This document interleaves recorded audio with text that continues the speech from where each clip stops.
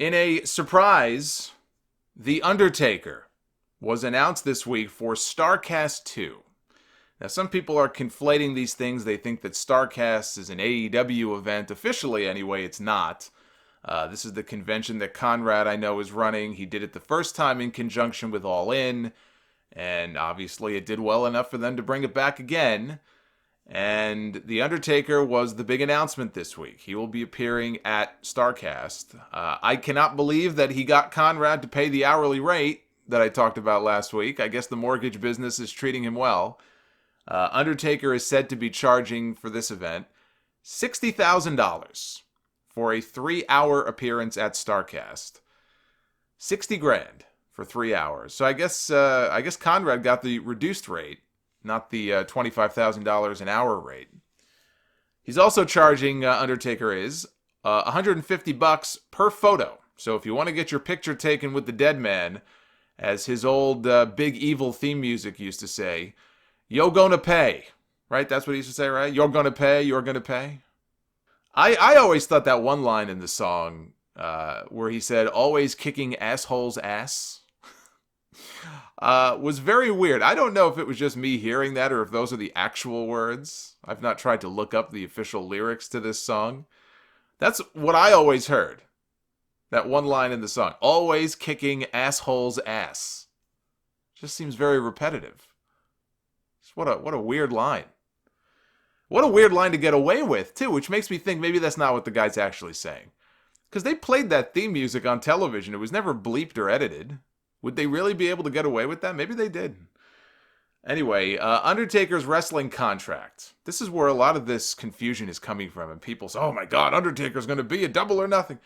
His wrestling contract, supposedly with WWE, has expired. And that's why he's now able to make these kinds of appearances. We're hearing a lot more about him making convention appearances and doing signings and things of that nature. He is not on bad terms with WWE. He is not going to be appearing at Double or Nothing. He's not going to come out and kick Kenny Omega in the dick. But for now, it sounds like he may have wrestled his last match. I don't believe for a second that we have seen The Undertaker's final match in the ring. I don't buy that for a second.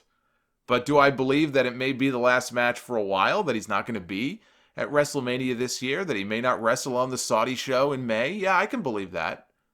Just because he's not on the WrestleMania card this year doesn't mean he's retired. He's missed a couple of WrestleManias before.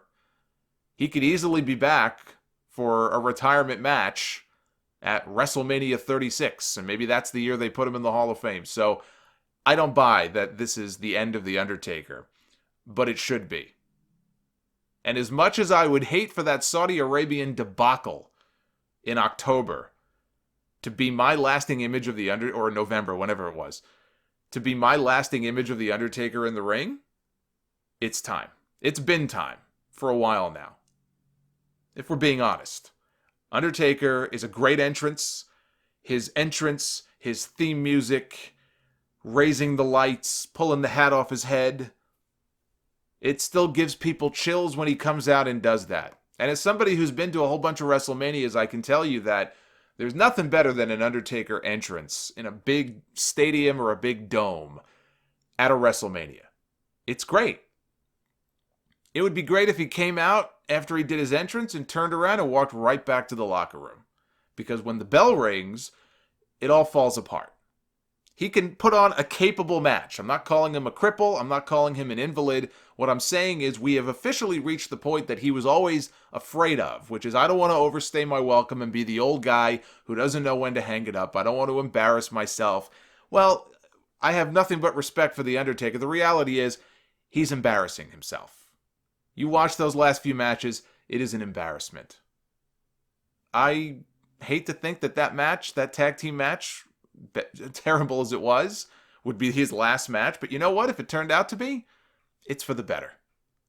Because The Undertaker, who would go out there, even at his advanced age, and was all of a sudden, he almost had the second career for himself, the second half of his career where he was putting on great matches.